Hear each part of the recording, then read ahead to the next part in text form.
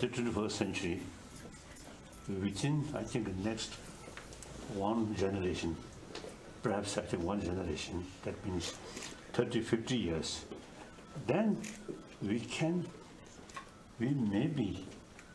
see a better world, more peaceful, more compassionate. All hope on you. I'm now too old.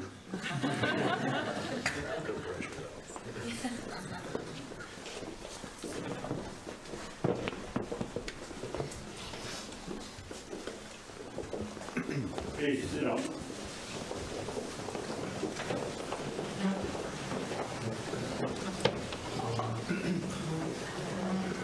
Your Holiness,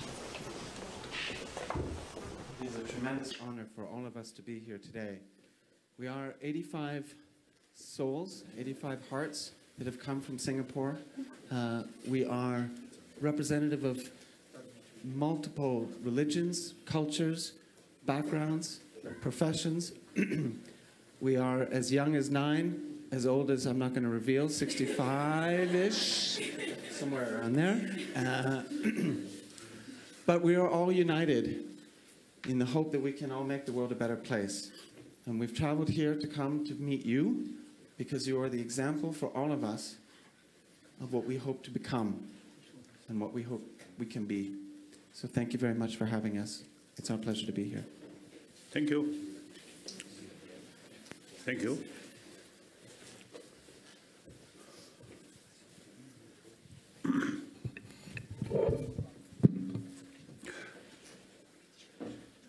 Now here,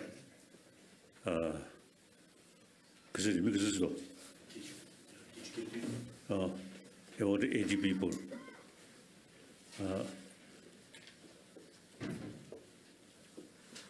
And not only is this group, but the entire 7 billion human beings.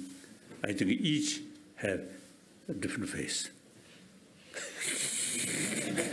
So even twin, there are some slight differences. But basically, entire 7 billion human beings are same human being. Mentally, emotionally, physically, we are same. So here at this moment, I, Tibetan, born in very cold, high altitude, and some remote area. But we are same. In spite, some people call me living Buddha, as you mentioned, but the way I born, same way. And worst thing, I think, in our village, we have the tradition, birth should not take in our room. So in Kasa, cowshed. So this living Buddha born in cowshed.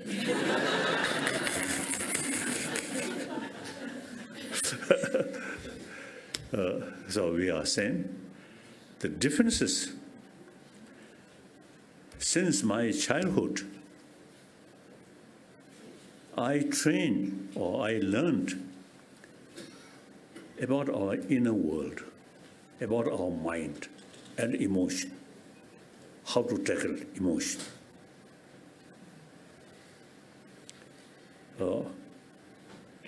Since childhood, I learned these things. At the beginning, I have no interest. I'm very, very lazy student to learn these things. So my tutor, one occasion, he had to kept one whip to threaten me. Unless you study well, he may use that whip. So I often used to tell people, at that time, my elder brother also used to study with me. So 2 whips. 1 whip yellow, 1 whip ordinary. So I often is telling people, the yellow whip, suppose a student, holy student, Dalai Lama. So they whip also yellow color, something holy. But I know if the yellow whip use, I know no differences of holy pain.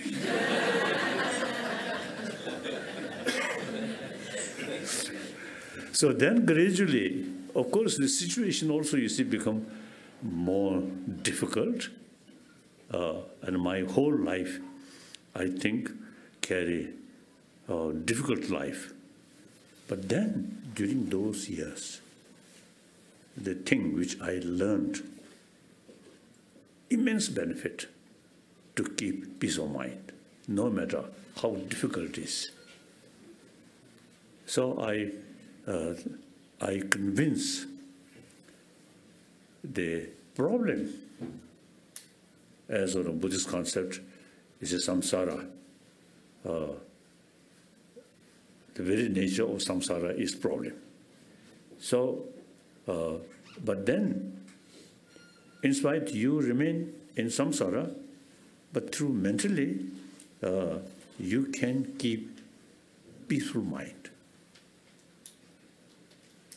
And then, the practice of bodhicitta, practice of altruism, infinite altruism.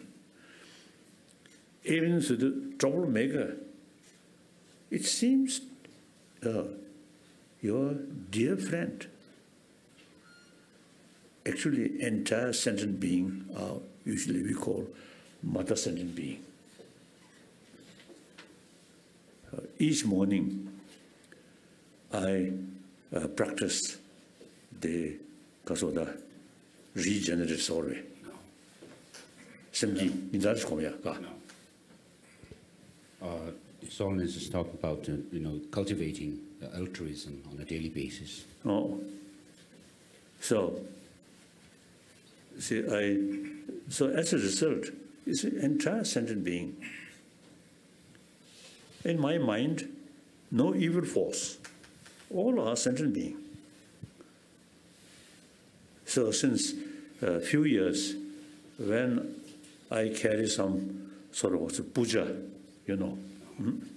abhisheka, some kasata. Empowerment, standard empowerment. So there is sort of tradition. At the beginning, expel evil force. Now, since last few years, I didn't practice that. No evil force. These also sentient beings, like me, they also want joyful life, happiness, do not want suffering. So these are same human being. As the Buddha say, we all have the Buddha nature. So we cannot make distinction, evil force. So now I never practice that part. As a result of my practice, bodhicitta. So that entire sort of sentient being, very dear in my mind, and appears very sort of dear brothers, sisters, or kasoda, like that. So in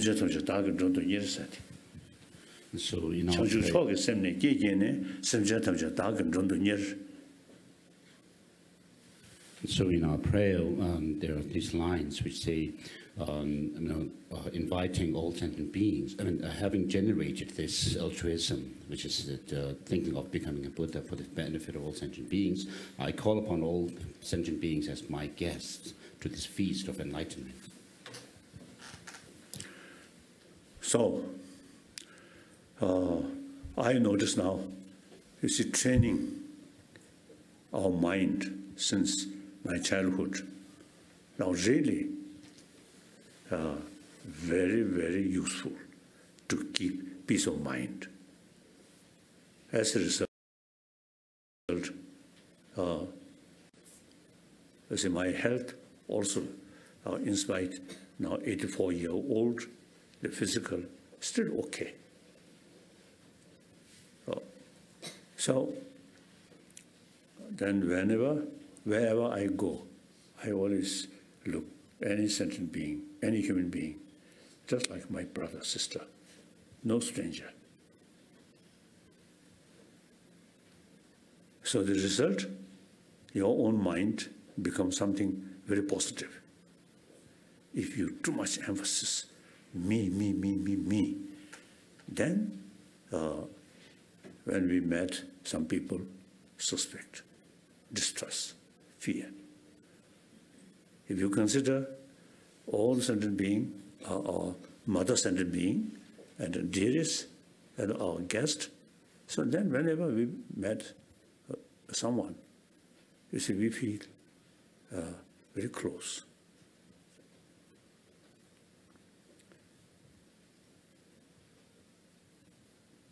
Because as Shantan Deva say, Jigden Dungen Chinyiva Tigun Rantan Dolechung.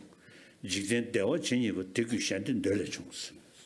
So Shantideva, in his Guide to the Bodhisattva Way of Life, says, whatever suffering there is in the world all come through wishing others to have suffering. And whatever happiness there is in the world all come from wishing others to be happy. Dr. Shenji Tungeda Yangda Chawar Machana, Sanjay Yitu Minjuchin, Kowana, Dewan Mesa, she will establish. And then after that, he goes on to say, if you are not able to switch your own happiness and joy with the suffering of others, leave alone reaching Buddhahood, even in this cycle of existence, this unenlightened existence, you will not have happiness. So whether believer or non-believer, we need warm-heartedness, more sort of the compassionate feeling, mind, for your own interest. More compassionate person, himself or herself, as I mentioned earlier, mentally more peaceful. And the one important is when your mind more peaceful, then when you heard some negative information come here, then you feel, okay, that's human nature. We will not develop irritation or some negative criticism or something. If too much emphasis, I, then the reaction is anger, like that. So not thinking that way, but respect all sentient beings. So therefore, in order to develop peace of mind, the very important, the proper way to tackle our emotion. So these days, I started expressing the hygiene of physical in our school, even in kindergarten. In your study, you also have some sort of knowledge how to take care of your body, isn't it?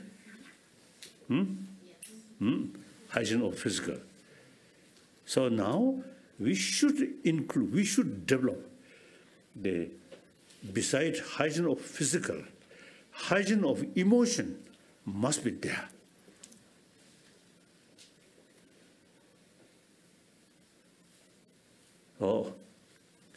Hygiene of emotion, you see, since childhood, kindergarten level, you see, healthy body, but too much disturb here, we will not be happy. Healthy physical, important. At the same time, healthy mind, very important. Irrespective. Now, this is part of education, not religion. And based on a scientific finding. Now, scientists, they say basic human nature is more compassionate. It is quite sort of logical. You see, we born, as I mentioned earlier, this from mother, and we survived with mother's affection and take care and mother's milk. Without that, I think after birth, without mother's care or someone else's care, then within few days we'll die. And then, more important, the other day I also mentioned, basic human nature is more compassionate. Another reason, the way we born at the young age, the mother and some other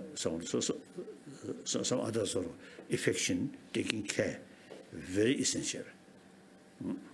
That those individuals who received maximum affection from their parent, from their friend, in deep inside, some kind of more peaceful, more self-confidence.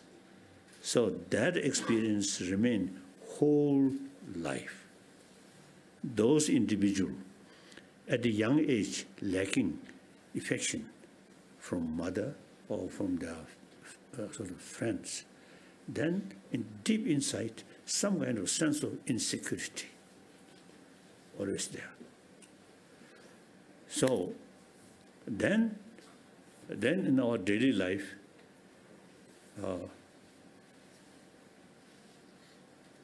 meet people, we'll smile, you feel happy. And a smile, we must distinction. The sarcastic smile, sometimes fear.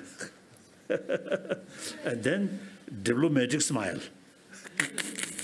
Also, you see, create some suspicion. So genuine smile, even dogs, I think, have some ability, distinction, genuine smile or artificial smile. I think dogs make distinction. So genuine smile there, I feel happy. Then, at the time of death, the other day I mentioned, you see, you surrounded with golds, diamonds, and bank dollars. At the time of dying, you feel no longer use these things. Even more worry. Now, who will use these monies or these things? So more worry.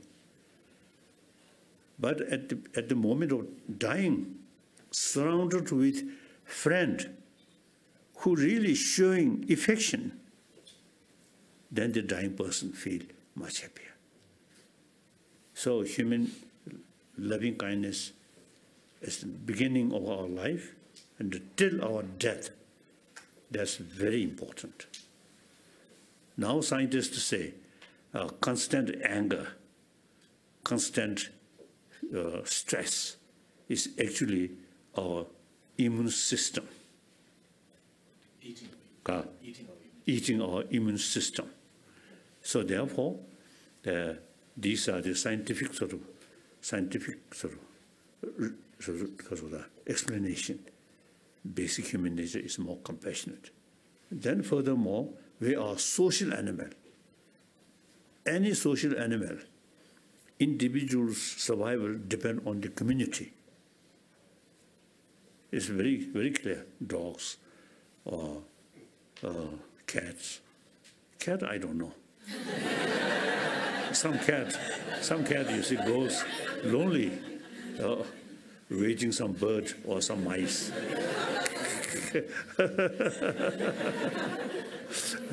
So in any way, generally, I think any social animal, you see, they are very survival, depend on the rest of the community. So we are social animal. See, individuals' survival or joyfulness, happy life, entirely depend on the community. Firstly, family, then community. Now today's world, I think whole world actually one community. Economically, global economy, no national boundary. Now on top of that, the global warming. You see, no, how should they making distinction, this continent or that continent, or this nation or that nation. So now time comes, we have to think entire 7 billion human beings. And then on the other hand, nobody wants problem. Yet, many problems which we are facing, even this very moment, we are peaceful. But, you see, and the few, I think about hundreds of miles, the Kashmir problem there. And then behind there, the Syrian, this problem. And then north, Afghanistan. Same human being, killing each other. And the worst thing, in the name of religion. And this Muslim country, Shia and the Sunni, same Muslim, same Allah, same Quran, 5 times prayer, same, but small differences, Shia and Sunni killing each other. All these are lack of sort of recognition, the other as human brothers, sisters. Religion is personal matter. So when you see, daily, when I look television, and then, how many Americans here? Oh, okay. Now the Mexican border. Many poor people now waiting there and some dying. Same human brothers, sisters. And basically, a Mexican, not your enemy, but your neighbor. It's much better. Live peacefully. And this war, I think, creates some uncomfortable feeling. Individuals are mischievous individual, that you can deal accordingly. But basically, I think America, symbol of free world, leading nation of free world. So when people think about America, I think should get some feeling and hope. America, when people think America, some kind of fear, that's not good. So my number one commitment is believing myself as a human being. And we all, as I mentioned earlier, mentally, emotionally, physically, we are same. So social animal, we should promote human compassion, irrespective believer or non-believer, and mainly based on scientific sort of finding. That's important. I think out of 7 billion, over 1 billion non-believer. So if we say compassion is important because Jesus Christ say, and Buddha say, then those non-believers say, oh, don't care. But on a scientific basis, if we say, then they pay more attention. So that in this country, 1,000 years, you see, they're describing secular ethics, not based on religion, but through sort of also the common sense, use common sense, and sort of educate warm-heartedness is important. So that's my number one commitment.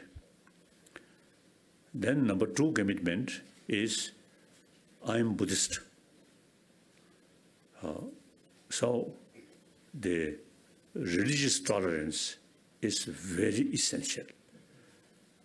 All major world religious tradition, in spite of different philosophical sort of view, but all carry same message of love. For example, theistic religion, we all created by God. What kind of God? Full of love, compassion. That's our Father. 7 billion human beings created by that kind of Father. So that's very powerful to bring conviction. We must be more compassionate children of God. We should be. If God himself, angry one, then we can say God himself, you say, quite angry God. So since he creates us, so anger is normal. But if you truly believe Creator, God, infinite love, and the entire 7 billion human being is actually children of same Father. Very powerful, very good. Then Jainism, Buddhism, and some part of Sankhyaism, no God, no creator, but rather self-creation. Here also, you see, everything depends on your own action. So therefore, in this country, India, concept of ahimsa, non-violence, over 3,000 years. That's the main sort of spiritual message, ahimsa, non-violence. In order to carry non-violence more effectively, karuna, compassion. These two things are over 3,000 years India's tradition. Really wonderful. And then gradually, the Jainism, I think, further expand. And then Buddhism has created a lot of, sort of complicated philosophy, but the main message is love, karuna. So as a result, I think, look, India, modern India, the large number of Muslims there, but no problem. And I never heard problem among Indian Muslim, Sunni and Shia. I never heard. So therefore, and then Indian Muslim, very much respect other tradition, live together. India, over 1 billion populated nation, but religious harmony is still there, very much. Over 3,000 years, different religious tradition there, and live together harmoniously, mutual respect, and sometimes mutual learning, like that. So it shows me it is possible, religious harmony.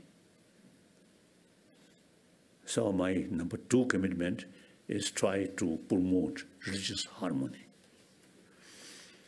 Then number 3 commitment, I'm Tibetan.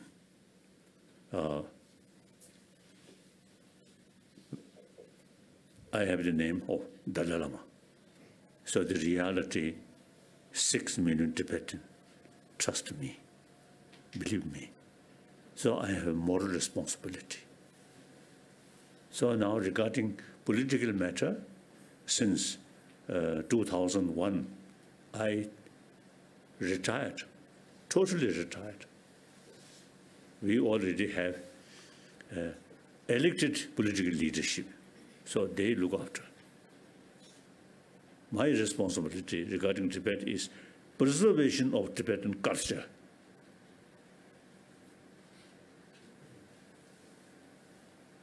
I really feel, 8th century. I think firstly, 7th century Tibetan Kasari, Mada. Sejam dedugi. Sejam. I think recently one sort of Chinese ecologist, because of archaeologist, someone, the existence of Tibetan human being over 50,000 or something, very early. So then, an early period is, I think, a Tibetan way of life, quite similar that of Mongolian. Sword, spear, and animal. Whenever some, because of the opposition come, crash. So, according to some Chinese history book, you see, they mentioned in 7th century, 8th century, in those sort of period, three, kingdom, Chinese kingdom, Mongol kingdom, Tibetan kingdom. The Chinese, anyway, is more civilized. So you see, they pay more attention about the political matter, these things. Mongol pay more attention about warfare. Then Tibetan sort of kingdom pay more attention about religion. And the someone in Chala Nishudi, Siddipur, look at it.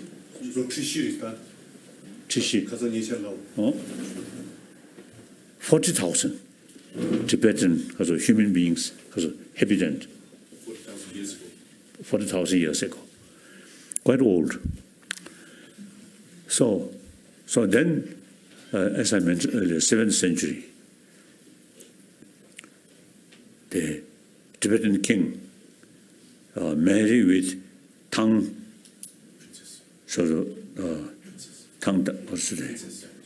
princess of Tang dynasty. And I think through that way, first sort of introduce Buddha Dharma in Tibet, 7th century. So sometimes I feel a little bit funny. The 7th century King Songtse Gampo married with Chinese princess, so certainly he enjoyed Chinese food. And also he learned some Chinese cultural heritage. But he found too complicated Chinese letter. So he invented Tibetan script, copy from Indian Devanagari alphabet, Kaka Kanga, Chacha Chanya, like that. So he developed unique Tibetan script. Then 8th century, the Tibetan king, his mother, I think Chinese. So very close link. But then he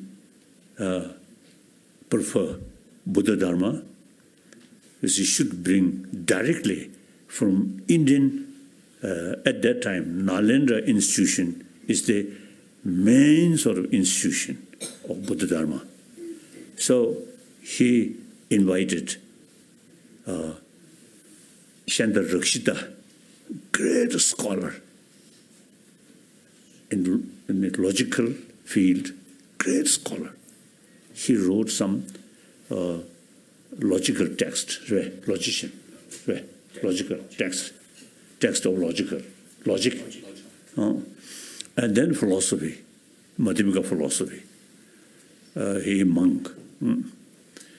So he invited So, you see, seems, you see, Shanta Rakshita, you see, introduced Nalanda tradition. It seems not only introduced, but also he give us the responsibility for preservation of that tradition. So then eventually Nalanda ruined. But Nalanda tradition we kept over 1,000 years. So sometimes I jokingly teasing my Indian friend, traditionally Indian, our teacher. Now modern time, it seems we become teacher. Indian, you see, neglect all this knowledge. Not only so prayer or these things, but Nalanda tradition. I think they, like quantum physics, Nalanda tradition, very much sort of alive. As a student of Nalanda tradition, we know about quantum physics. When I discuss with modern quantum physicists, our knowledge is much better, much deeper. All these from Nalanda tradition we learned. And then psychology. As far as psychology, sometimes maybe too much because of presumptuous, right? Presumptuous. You see, I describe modern psychology. When we discuss with them, it seems modern psychology looks like kindergarten level. Compare ancient Indian psychology. Indian psychology is highly developed. Okay. So these things we kept. And including quantum physics and psychology, when we explain, not based on quotation, but based on reason.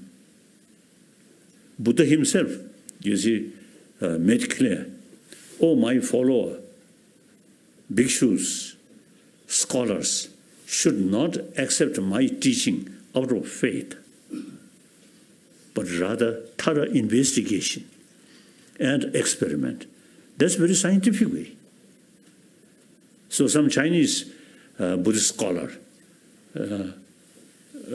they say Buddha Dharma, Buddhism, according to Nalanda tradition, is very scientific religion. It's true. We very much based on reason, not faith. So when we discuss with scientists, it become very useful. Mutual learning. They learn like psychology, emotion, these things. We learn from their finding. How old cosmos and these things. This is very useful information from scientists. Although some Buddhist texts mentioned about cosmology or these things, but some are, they say world is flat, and sun and moon more or less same size and same level goes around the Mount Meru. Actually, nonsense. So we can say, oh, this is wrong. Sometimes I was jokingly expressing the text which mentioned these things. The writer of that text, Bosuband, naturally when he writes this text, Apitamoko Shakarika, so he naturally, at that time, he a little bit old, so his eye is not very good. So he, when you see cloudy day, he tried to look the size of sun. It seems to him not much differences, size of moon and sun. So in his writing, he mentioned these things. Then Mount Meru, I usually say telling people publicly, I have been several times from here to Europe, Europe to America, America to Japan, or Hawaii, Hawaii to Japan, Japan to India. I never saw Mount Meru. If Mount Meru there, I think millions of people going that way must be someone should see Mount Meru. Nothing. So we can analyze. Things are script. Some script mention that, but don't care. Analyze, analyze. So that's the way of logical approach. Okay. So this knowledge, I think we Tibetan, now today, whole world, the Nalanda tradition, Nalanda knowledge, available only Tibetan tradition. And also it seems to me very clear the Tibetan language is the best language to explain psychology, philosophy, and these logic, these things. Because before Buddhism reached Tibet, one Tibetan scholar expressed, before India's light reached Tibet, Tibet, in spite land of snow, white, bright, but in spite that, Tibet dark. After light of India reached Tibet, then Tibet become bright. It's very true, very true. So we, so then eventually, the Shanta Rakshita insist, advise, since you have your own language, so instead of study or learning Sanskrit or Pali, it should now translate into Tibetan. So, 8th century, I think, start translation. So at that time, Tibetan language, very primitive. So, new Sanskrit word, and they develop new word, Tibetan. So now today, Sanskrit and Tibetan language is most closest, like that. So Sanskrit, now more or less, that language. Some scholars may know something, may use, otherwise, no. So among the living language, Tibetan language is the best language to explain these difficult subjects. So my sort of responsibility is try to preserve this knowledge, including language, like that. And politically, you see, historically, Tibet is a separate country. But world is changing. I very much admire the spirit of European Union. Common interest is more important. Now today's British Prime Minister is a little strange.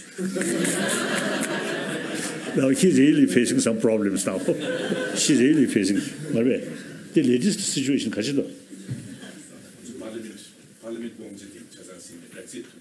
Oh. So European Union, I really feel the French de Gaulle and German Adenauer, during wartime, arch enemy. And historically, French and German is a very much negative attitude. At First World War, Second World War.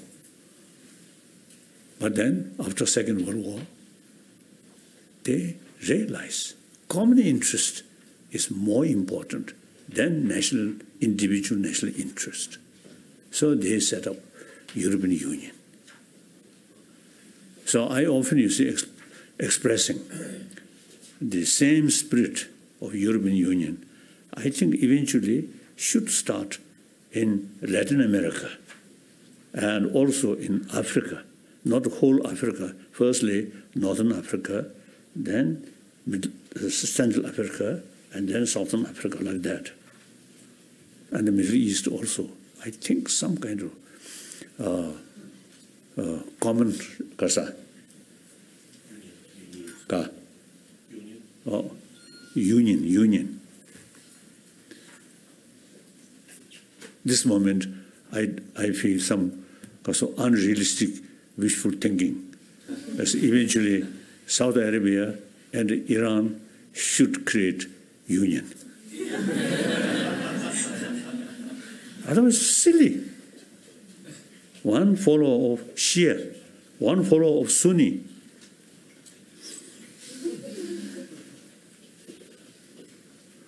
I think, to me, the Iran, no matter how bad, but still, democratic country, elected.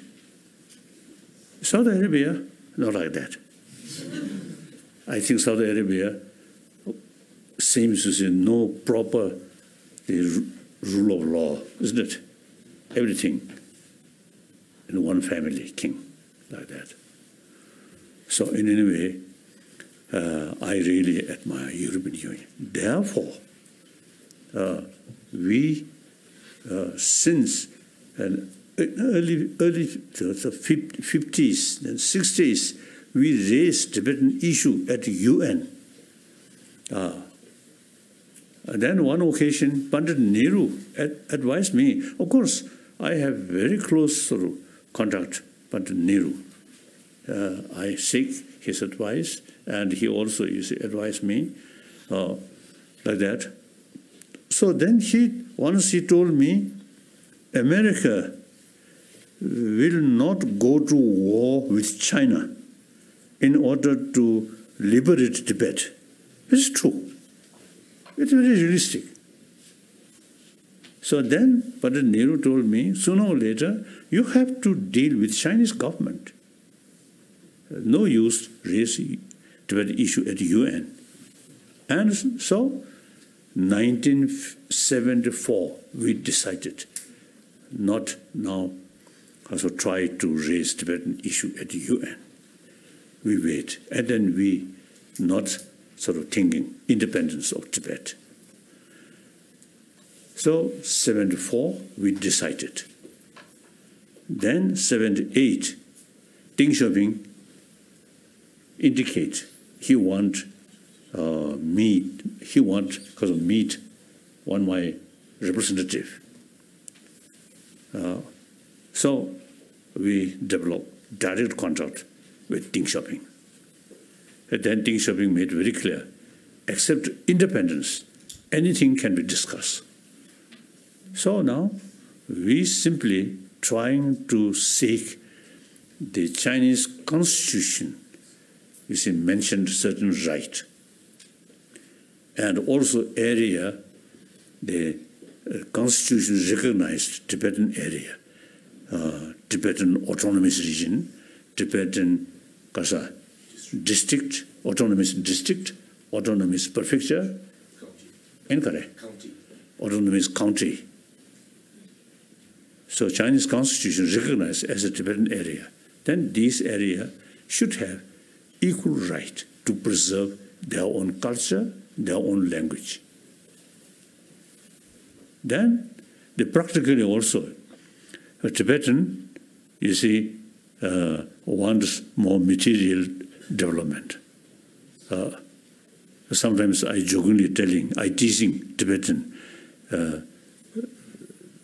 quite big number of Tibetan illegally immigrated to Europe, mainly France or Belgium, and then Canada, and then America. So these people are not seeking spirituality, but seeking dollar. So Tibetan,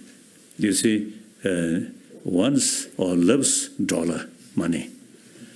So remain within the People's Republic of China. It is our interest. The China now economically, because of the highly developed.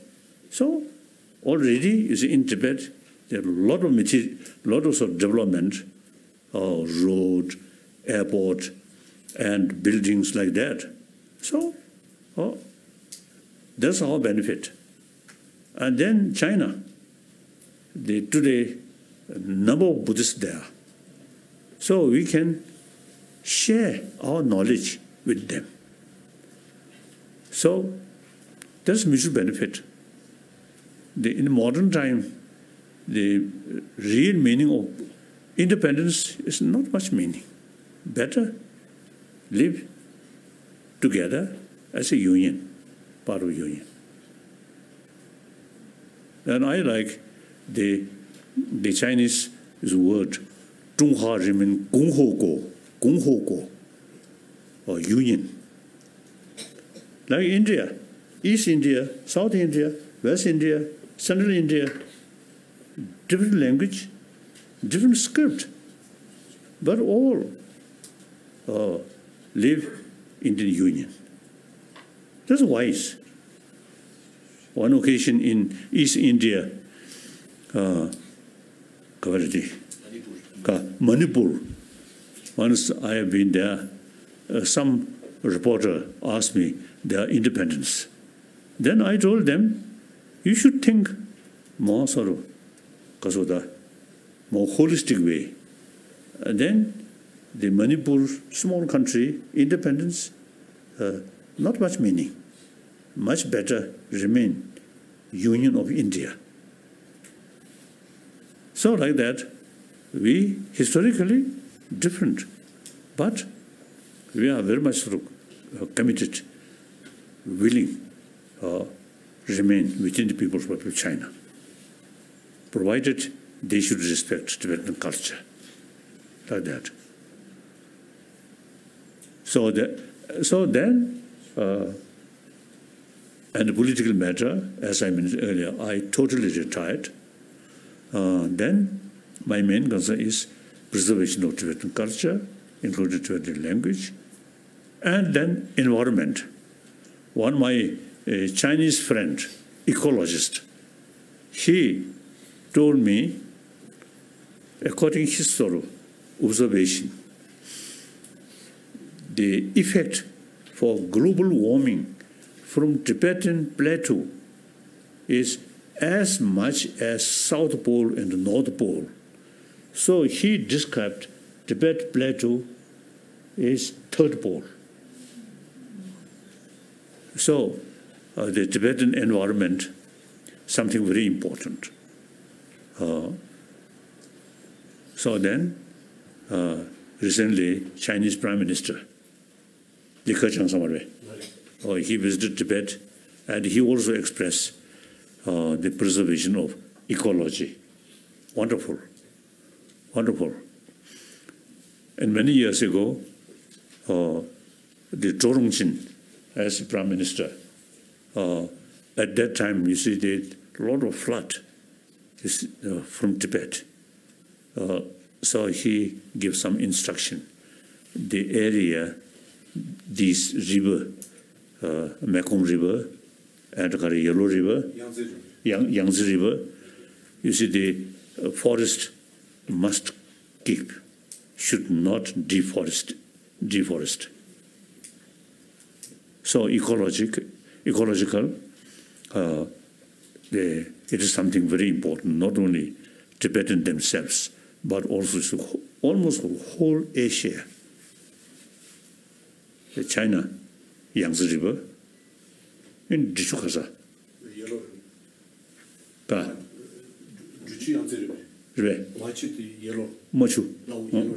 Yellow River, and Kare in Chuti.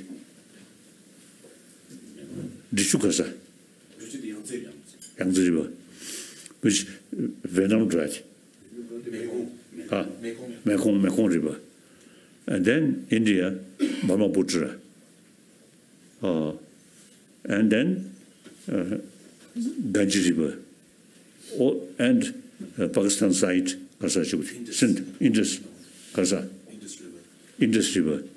So all these major rivers come from Tibetan, the mountains, Tibetan area. So sometimes I jokingly telling my Indian friend, we are supplier of water to India.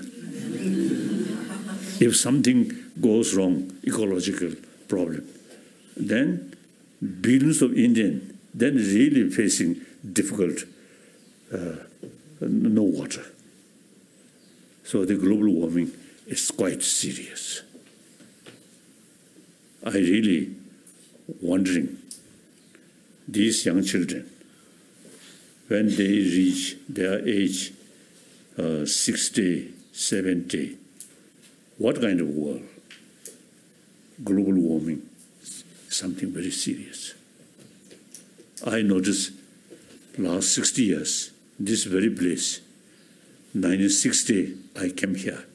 59, came to India, 1 year at Mussoorie, then 60 summer, I came here. That winter, lot of snow. Then each year, snow less. So over 60 years, some change. Now this winter seems more snow, fortunately. But so within last few decades, you see the weather change significantly, you see, happen. When I was passing through Afghanistan, there are many signs of dry lakes. Gradually, now Tibet also become like desert without water possible. So global warming is something very, very important. But our American president don't care about global warming, isn't it? It is quite sad. He withdrew from Gaza. Paris climate treaty. Oh.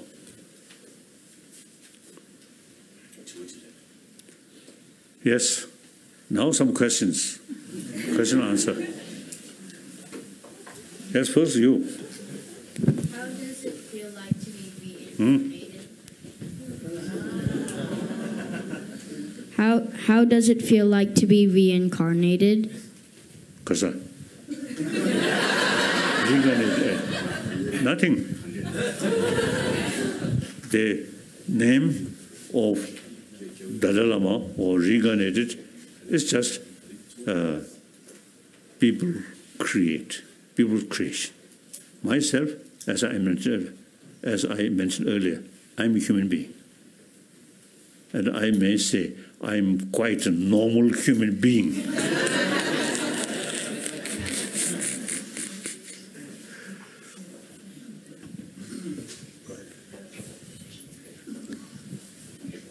Your Holiness,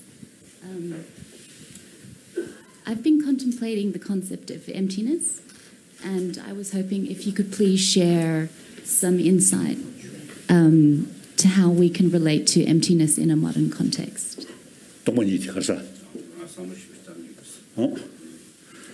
That's the key thing as far as Buddhism is concerned, and particularly Nalanda tradition. In Nalanda tradition, the Longsu Posa, the Chinese language, Longsu Posa, and Nagarjuna, he also thoroughly explained about Buddha's teaching of emptiness. So now emptiness, not nothingness, but like quantum physics, you see, quantum physics say not nothingness, but things does not exist as appears. Appearance is something exists there. But if we investigate nothing, so things does not exist as appears. There is a big gap, appearances and reality. Now, the emptiness telling what's the ultimate reality, and nothing. because of the physical, because of the parts. Dissect. Dissect. Now, if we take something and dissect it, nothing. And the quantum physics not yet reach about mind. That's they call observer. Now, in Buddhist tradition, they also investigate what's mind. Mind, not physical, but the mind is posited in terms of continuity of streams. So, mind, so-called mind, is the something jit chajen mind. Yes. So when we talk about mind, it's not just a single entity, it's a continuation of moments. So we can talk about a whole mind, which is made up of these when moments. we talk continuation, they automatically involve past, present, future. Then present is the basis of past and future. Now present, if we further go, present century, present decade, present year, present month, present week, and day, and hour, and minute, second. No present. Second, 1 second past, 1 second future. Where is present? No present. Then without present, very difficult to say past and future.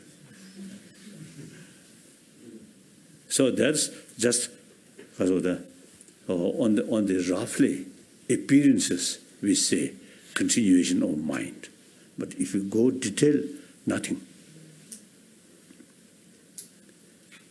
So now the Madhyamika philosophy, Nagarjuna says, if we investigate, if we analyze, nothing independently exists, but just a mere designation. That, you see, concept to Buddhist try to defeat our emotion which believe things are independently exist there. That basis of exaggeration. One of my American psychologist, great psychologist, his age now, when my last meeting, few years ago, his age already 110 or something. Aaron Beck. Aaron Beck. You see, few decades, you see, he deal with people whose mind too much disturbed by anger. So he told me, those angry people, when they feel anger, the object which they feel angry appears something very negative. But the reality, 90% of that negativeness is mental projection. This is exactly now Madhyamika philosophy would say. So now antidote is to analyze things does not exist as appears. Ultimately, your own because of the designation. So the anger, attachment come. Things appears something absolute, and good and bad also absolute. Recently, I heard one Chinese student who studied quantum physics. He, you see, expressed when he think about nothing exists objectively, that affect his sort of the extreme view, good or bad. That's exactly, you see, the purpose of Nalendra, this Madhyamika philosophy. I also practice that daily. So, very, very helpful. one part of practice is altruism. One part of practice is nothing exists as appears. So Nagarjuna explained interdependent, interconnected. Nothing exists independently. Everything depends on other factor. So that also, you see, the approach, more realistic approach, things. It exists, but exists due to many other factors, including your own mind. So then our anger, attachment, these happen. Its very nature is entirely, is also believe things exist there independently. Then attachment, anger comes. For example, usually we develop anger towards our enemy, so-called enemy. But then you're angry towards the enemy's physical or enemy's mind. Then the anger feels confused, isn't it? Oh, like that. And similarly, when we feel I, where is I? Not just physical. I can say my physical, my mind.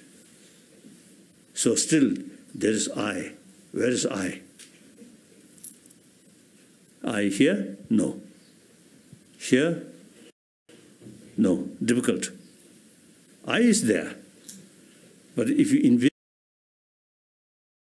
investigate, we cannot find. Finally, combination of physical and mind is just merely designated as I, self. But in Indian tradition, Atma, then there is independent I is there. And the journalism, Western culture, soul, also more or less independent self. The Buddhist anatma theory, no atma. But when I explain about rebirth, I found very useful the concept of atma. Recently, well, I think 2 years ago, in South India, I have sort of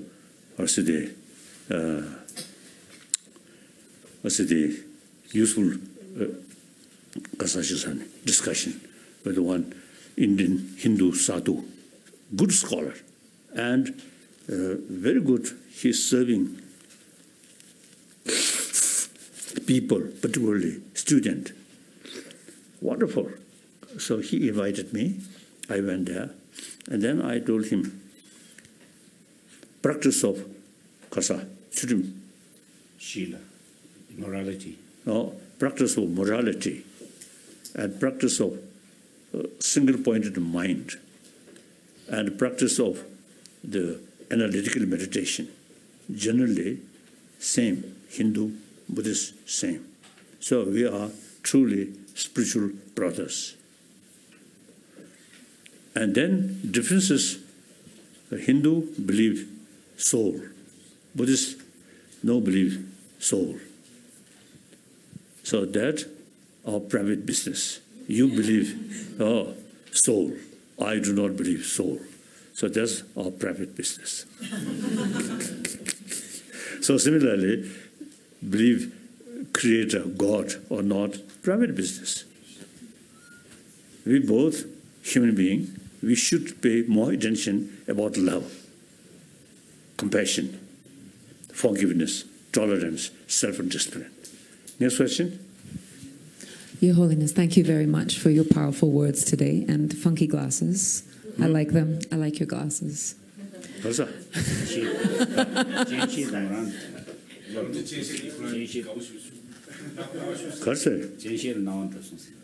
see.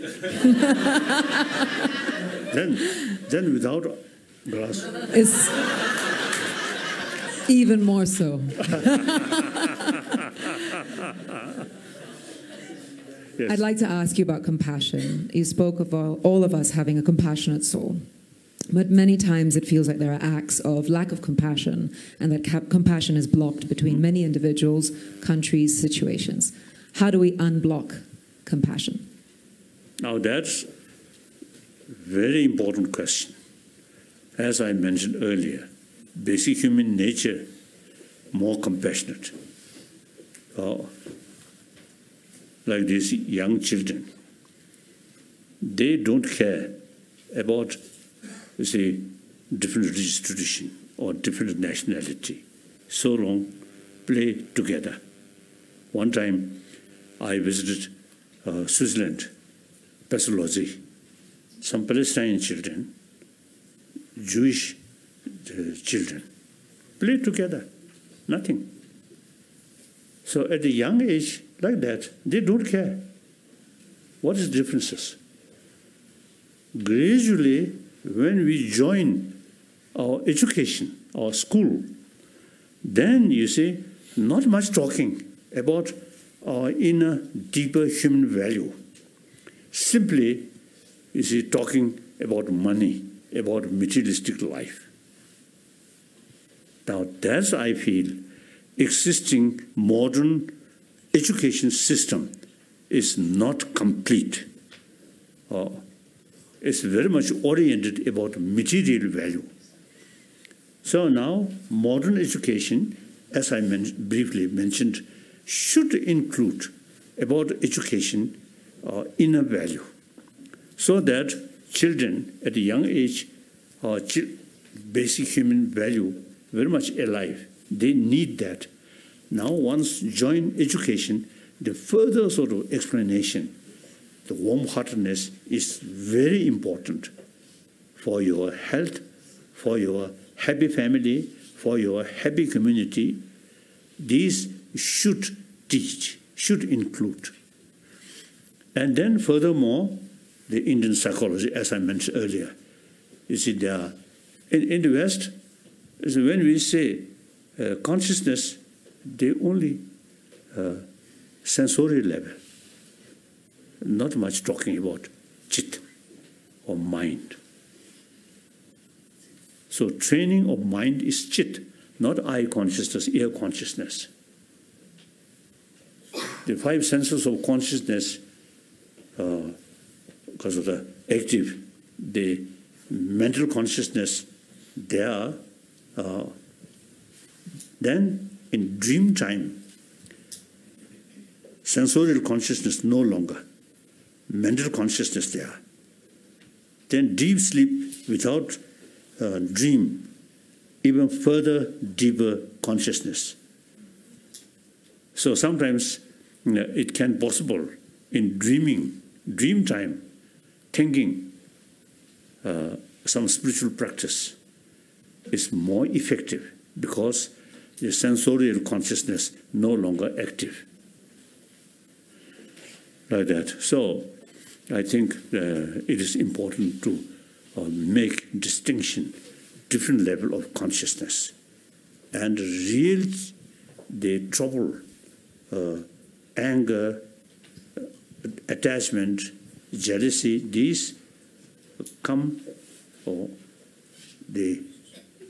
because of the mainstream of consciousness, not sensorial. Like that. I think two persons, one person seeing someone very dear, and one person see that very negative. But eye consciousness same. Mentally, one is considered negative, one considered positive. So training of mind is mental level, not consciousness. So it is very important to make distinction, different level of consciousness, mind. Since these troublemaker, anger, hatred, these related with main consciousness. So method also must develop in main consciousness, not sensorial. Okay. Next. We'll do one more. Anyone in the back?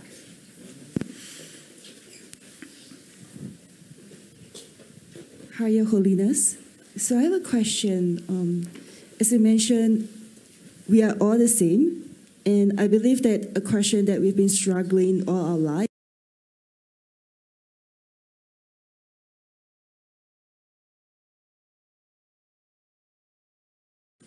They should. Good job,